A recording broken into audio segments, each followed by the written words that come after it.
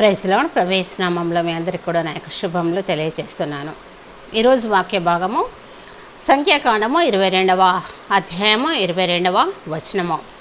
అతడు వెళ్ళిచుండగా దేవుని కోపము రగులుకొనెను, యెహోవా దూత అతనికి విరోధి అయి త్రోవలో నిలిచెను. అతడు వెళ్ళిచుండగా దేవుని కోపము రగులుకొనెను, యెహోవా దూత అతనికి విరోధి అయి త్రోవలో నిలిచెను. ఇక్కడ మనము బిలాము గురించి చూస్తున్నాము. బిలాము ఇజ్రాయేలీయుడు, అదేవిధంగా గొప్ప ప్రవక్త, అబ్రహాము సంతతివాడు, మిద్యానీయుడు, ధనాపేక్ష కలిగినటువంటి వాడు. బిలాము యొక్క తండ్రి బేయోరు. సంఖ్యాకాండము మనం 22వ అధ్యాయం 7వ వచనంలో మనము ఆ వచనం చూసినట్లయితే మనకి తెలుస్తుంది. బిలాము తిన్నని మార్గంలను విడిచినటువంటి వాడుగా మనం చూస్తున్నాము. దుర్నీతిని ప్రేమించిన వాడుగా కూడా మనము చూస్తున్నాము. తిన్నని మార్గంను విడిచి బేయోరు కుమారుడైన బిలాము పోయిన మార్గంను బట్టి త్రోవ తప్పిపోయిరి. ఆ బిలాము దుర్నీతి వలన కలుగు బహుమానంను ప్రేమించెను. అయితే తాను చేసిన అతిక్రమము నిమిత్తము అతడు గద్దింపబడెను. ఎట్లనగా నోరు లేని గార్ధవము మానవ స్వరంతో మాటలాడి ఆ ప్రవక్త యొక్క వెర్రితనంను అడ్డగించెను అని 2వ పేతురు రాసినటువంటి పత్రిక 2వ అధ్యాయము మనకు 15-16 వచనములు మనకి వివరిస్తుంది. తప్పుడు బోధను అనుసరించు వాడు బిలాము.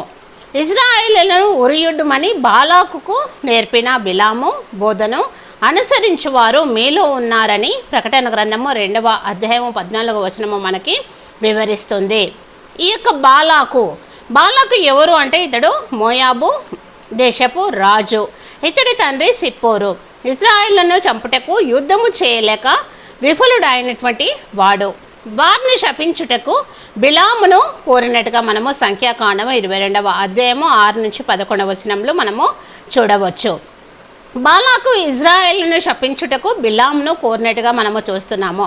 ఎందుకనగా నీవు దీవించువాడు దీవించబడుననియు శపించువాడు శపించబడునని నేను ఎరుగుదును అంటున్నాడు ఇక్కడ బాలాకు. బిలాము ఎవరినైతే దీవిస్తారో వాళ్ళు దీవించబడతారని, అదేవిధంగా ఎవరినైతే అతడు శపిస్తాడో వాళ్ళు శపించబడతారని ఇతడికి తెలిసి ఇజ్రాయేల్ను శపించుట కొరకు బిలామును రప్పించినట్టుగా మనము చూస్తున్నాము. బిలామునకు దేవుని దర్శనం ఇక్కడ మనము చూస్తాము. నీవు వారితో వెళ్ళకూడదని, అందుకు దేవుడు నీవు వారితో వెళ్ళకూడదు, ఆ ప్రజలను శపించకూడదు, వారు ఆశీర్వదించబడిన వారు. సంఖ్యాకాండము 22వ అధ్యాయము మనము 12వ వచనంలో ఈ మాటలను మనము చూడొచ్చు. మనము నువ్వు వారితో వెళ్ళకూడదని చెప్తున్నాడు దేవుడు, ఆ ప్రజలను నువ్వు శపించకూడదని చెప్తున్నాడు. అదేవిధంగా వారు ఆశీర్వదించబడిన వారు అని ఇజ్రాయేల్ గురించి ఇక్కడ బిలాముతో మాట్లాడుతున్నాడు దేవుడైన యెహోవా. మనము దేవునికి ఇష్టం కానిటువంటి పనులను మనము వారంగా ఉండకూడదు, చేయకూడదు. ఇక్కడ బిలాము మోయాబు పెద్దలతో మీ దేశంకు మోయాబు పెద్దలతో మీరు మీ దేశంకు వెళ్ళుడి, మీతో కూడా వచ్చుటకు దేవుడు నాకు సెలవియ్యలేదు అని సంఖ్యాకాండము 22వ అధ్యాయము 13వ వచనంలో మనకి వివరిస్తుంది వాక్యము. ఇక బిలామునకు 2వసారి కూడా దేవుని దర్శనము వచ్చినట్టుగా మనము చూస్తాము. మోయాబు దేశపు రాజు 2వసారి పెద్దలను పంపినప్పుడు బిలామునకు దేవుడు దర్శనంలో ఇచ్చిన సమాధానము, ఆ రాత్రి దేవుడు బిలాము వద్దకు వచ్చి, ఆ మనుషులు నిన్ను పిలువవచ్చిన ఎడల నీవు లేచి వారితో వెళ్ళుము, అయితే నేను నీతో చెప్పినది మాట చొప్పుననే నీవు చేయవలనని అతనికి సెలవిచ్చాను. సంఖ్యాకాండం 22వ అధ్యాయము 20వ వచనంలో మొదటిసారి వారితో వెళ్ళకూడదని చెప్పాడు. వారు నేను ఆశీర్వదించినటువంటి జనామం అని చెప్పారు. అదేవిధంగా నువ్వు వారిని శపించకూడదని చెప్పాడు. 2వసారి వచ్చినప్పుడు ఆ మనుషులతో నిన్ను పిలువ వచ్చిన ఎడల నీవు లేచి వారితో సాగి వెళ్ళము, అయితే నేను నీతో చెప్పిన మాట మాత్రమే సెలవీయవలనని ఇక్కడ దేవుడు బిలామునకు హెచ్చరిక చేస్తున్నట్టుగా మనము చూస్తున్నాము. తర్వాత మనము బిలాము యొక్క ప్రయాణము చూడవచ్చు. అతడు వెళ్ళిచుండగా దేవుని కోపము రగులుకొనెను, యెహోవా దూత అతనికి విరోధి అయి త్రోవలో నిలిచెను అని సంఖ్యాకాండము 22వ అధ్యాయం 22వ వచనము మనం చూస్తున్నాము. ఎప్పుడైతే బాలాకు బిలామును పిలువనంపించి ఉన్నాడో, అంటే బిలాము ఎవరినైతే దీవిస్తాడో వాళ్ళు దీవించబడతారు, ఎవరైతే శపించబడతారో శపించబడతారని తెలిసినప్పుడు బాలాకు ఈ యొక్క బిలాముని పిలిపించినప్పుడు దేవుడి యొక్క దర్శనం 2 సార్లు మనము ఈ యొక్క బిలాముకు వచ్చినట్టుగా చూస్తున్నాము. మొదటిసారిగా వారు నువ్వు వెళ్ళకూడదు అంటున్నాడు, వారు నా ప్రజలని చెప్తున్నారు, నేను వారిని ఆశీర్వదించనని చెప్పాడు. తర్వాత రెండవసారి నువ్వు వారితో వెళ్ళొచ్చు, కానీ నేను నీతో ఏ మాటలు అయితే చెప్తానో ఆ మాటలు మాత్రమే చెప్పమని సెలవిచ్చినట్టుగా చూస్తున్నాము.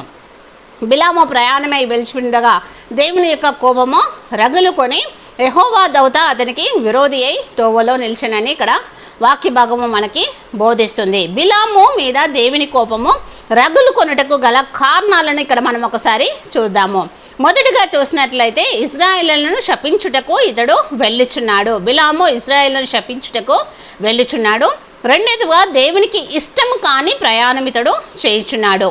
అదేవిధంగా మూడవదిగా చూసినట్లయితే బహుమానంను ఆశించి వెళ్ళుచున్నట్టుగా మనం చూస్తున్నాము. దేవుని దూత విరోధి అయి త్రోవలో ఇక్కడ నిలిచినట్టుగా మనం చూస్తున్నాము. తిన్నని మార్గములను విడిచినందున ఇక్కడ నాలుగవదిగా చూసినట్లయితే తిన్నని మార్గంను విడిచినందున దుర్నీతి వలన కలుగు బహుమానంను ఆశించి వెళ్ళుచున్నాడు. ఐదవదిగా చూసినట్లయితే ఆరవదిగా చూసినట్లయితే దేవుడు దుర్నీతి వలన కలుగు బహుమానం, దేవుడు ప్రజలైన ఇశ్రాయేలులను ఉరియుడునకు వెళ్ళుచున్నాడు అని మనకి ఇక్కడ తెలుస్తున్నది. మొదటిగా చూసినట్లయితే ఇజ్రాయేలును శపించుటకు వెళ్చున్నాడు. అదేవిధంగా రెండవదిగా చూసినట్లయితే దేవునికి ఇష్టం కానటువంటి ప్రయాణం ఇతడు చేస్తున్నాడు. మూడవదిగా చూసినట్లయితే బహుమానంను ఆశించి ఇతడు వెళ్ళుచున్నాడు. నాలుగవది చూసినట్లయితే తిన్నని మార్గములను విడిచి ఇతడు వెళ్ళుచున్నాడు. ఐదవదిగా చూసినట్లయితే దుర్నీతి వలన కలుగు బహుమానంను ఆశించి ఇతడు వెళ్ళుచున్నాడు. దేవుని ప్రజలైన ఇజ్రాయేలును ఉరియొడ్డుటకు ఇతడు వెళ్ళుచున్నాడు. ఆరవదిగా చూసినట్లయితే పై 6 కారణాలను బట్టి బిలాము మీదికి దేవుని కోపము రగులుకున్నట్టుగా మనము చూస్తున్నాము. యెహోవా దూత ఖడ్గము దూసి చేత పట్టుకొని త్రోవలో నిలిచిండుట ఆ గాడిద చూచెను, కనుక అది త్రోవను నిలిచి పొలంలోనికి పోయెను అని సంఖ్యాకాండము 22వ అధ్యాయం 23వ వచనంలో మనం చూస్తున్నాము. బిలాము ఇక్కడ ఇజ్రాయేలుడు, అదే విధంగా ప్రవక్త ఇతడు అబ్రహాము సంతతివాడు, మిద్యానీయుడు. దేవుడి యొక్క ప్రవక్త అయినటువంటి బిలాము ఇక్కడ కన్నులు తెరవబడలేదు, కానీ గాడిద యొక్క కన్నులు తెరవబడినట్టుగా మనం చూస్తున్నాము.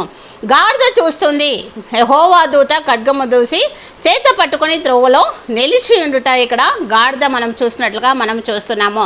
ప్రవక్త అయినటువంటి బిలాముకు దేవుడి దర్శనం అక్కడ కలగలేదు, కానీ గాడిదకు కలిగినట్టుగా మనము చూస్తున్నాము.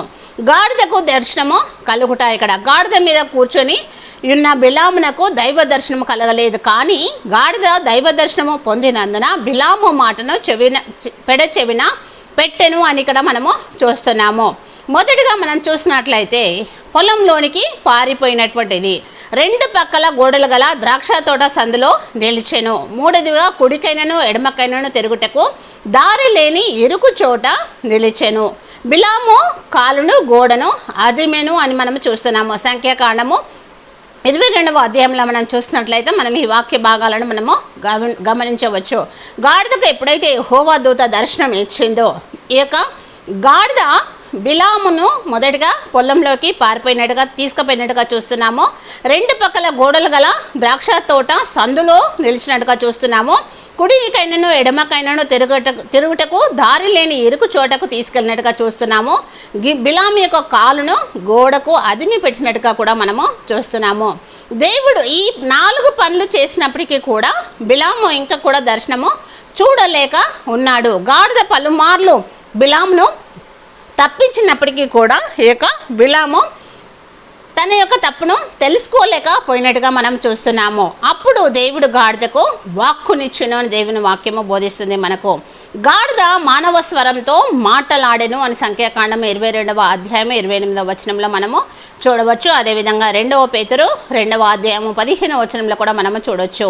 ఇక గాడిద మాట్లాడుతుంది. బిలామును తప్పించుటకు గాడిద పలుమార్లు ప్రయత్నించినప్పటికీ కూడా బిలాము తన తప్పును తెలుసుకోనప్పుడు దేవుడు గాడిదకు వాక్కునిచ్చినట్టుగా మనం చూస్తున్నాము. గాడిద మాట్లాడుతుంది ఇక్కడ, నీవు నన్ను ముమ్మారు కొట్టితివి అని. రెండవదిగా చూసినట్లయితే నేను నిన్నేమి చేసేదని అంటుంది అది. మూడవదిగా చూసినట్లయితే నేను నీ దానను కాదా అంటుంది.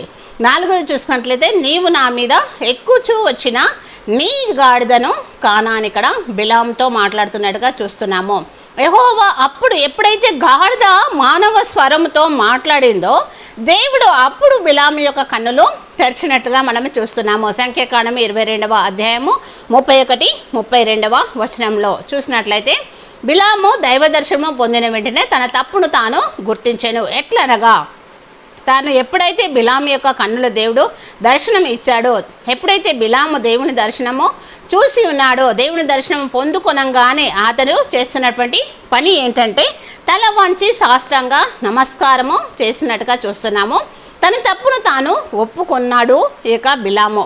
అదేవిధంగా ఈ పని నీ దృష్టికి చెడ్డదైతే నేను వెనుకకు వెళ్ళేదనని దేవునితో ఇక్కడ మాట్లాడుతున్నాడు. ఎప్పుడైతే బిలాముకు దేవుడి దర్శనం కలిగిందో అప్పుడు దేవుని ఎదుట తన తప్పును తాను తెలుసుకొని దేవుడితో తాను వెంటనే సాష్టాంగ నమస్కారం చేసినట్లుగా చూస్తున్నాము. తన యొక్క తప్పును తాను ఒప్పుకున్నట్టుగా మనం చూస్తున్నాము. ఈ పని నీ దృష్టికి చెడ్డదైతే నేను వెనుకకు వెళుతానని కూడా చెప్తున్నాడు. దూత యొక్క గద్దింపు, నా ఎదుట నీ నడక విపరీతమైనది కనుక నేను నీకు విరోధినై బయలుదేరి వచ్చి తినని చెప్తుంది. ఇక్కడ సంఖ్యాకాండము 22వ అధ్యాయము 32వ వచనంలో చూసినట్లయితే, నా ఎదుట నీ నడత విపరీతమైనది కనుక నేను నీకు విరోధినై నీ ఎదుటకు వచ్చి తినే అని చెప్తుంది దేవుడి యొక్క దూత. దేవుని ఎదుట మన యొక్క నడతలు ఏ విధంగా ఉన్నాయి, విపరీతంగా ఉన్నా ఒక్కసారి మనము ప్రశ్న వేసుకోవలసిన వారమై ఉంటున్నాము. మన నడతలు విపరీతంగా ఉన్న కొందరిని దేవుడు గందించినట్లుగా కూడా మనము చూస్తున్నాము. ఉదాహరణకు చూసినట్లయితే గారడి వాడైనటువంటి సీమోనును దేవుడు గద్దించినట్లుగా మనం చూస్తున్నాము. మన నడత దేవుని ఎదుట ఏ విధంగా ఉంది, మనల్ని మనము పరిశోధించుకొని సరి చేసుకోవాల్సిన వారమై ఉంటున్నాము. దేవుడి యొక్క కోపానికి మనము బలి కాకుండానట్లుగా మనల్ని మనము సరి చేసుకొని నడుచుకోవలసిన వారమై ఉంటున్నాము. వాక్య భాగము 2వ రోమా పత్రిక మనం చూసినట్లయితే 1వ అధ్యాయం 18వ వచనంలో చూస్తాము, దుర్నీతి చేత సత్యమును అడ్డగించు మనుషుల యొక్క సమస్త భక్తిహీనత మీదను దుర్నీతి మీదను దేవుని కోపము పరలోకం నుండి బయలుపరచబడుచున్నది అని వాక్యము వివరిస్తుంది. దుర్నీతి చేత సత్యమును అడ్డగించుచున్నటువంటి మనుషులకు సమస్త భక్తిహీనత మీదను దుర్నీతి మీదను దేవుని కోపము పరలోకం నుండి బయలుపరచబడుచున్నది అంటున్నాడు. మానవుల పైన దేవుడి యొక్క కోపము పరలోకం నుండి వచ్చును అని చెప్తున్నాడు. దేవుని యొక్క కోపము మన మీద రాకుండానట్లుగా మనము జాగ్రత్త పడవలసిన వారమై ఉంటున్నాము. ఇక్కడ బాలాకు ఇజ్రాయేలును శపించుటకు బిలామును రప్పించినట్టుగా మనం చూస్తున్నాము. బిలాము ఇజ్రాయేలును పూర్తిగా ఇక్కడ దీవించినట్లుగా చూస్తున్నాము. దేవుని యొక్క ఆజ్ఞను అతడు అనుసరించినట్లుగా కూడా మనం చూస్తున్నాను.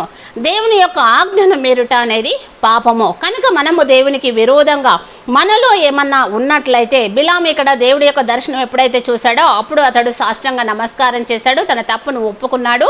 దేవుని యొక్క దృష్టికి తాను ఒకవేళ ఈ పని మీ దృష్టికి చెడ్డదైతే నేను వెనుకకు వెళ్తానని ఒప్పుకున్నాను. మన జీవితంలో కూడా మనము దేవుడికి విరోధంగా ఏమైనా పనులు చేసినట్లయితే ఒప్పుకొని దేవుని సన్నిధానంలో మనము దేవుని కొరకు నిలబడి వారమై ఉండాలని ప్రభు మనకు సహాయం చేయలాగా ప్రతిదినం కూడా ప్రార్థన చేస్తాము. ఇట్టి వాక్యము దేవుడు మన హృదయంలో ఫలింపచేయునుగాక. ఆమేన్.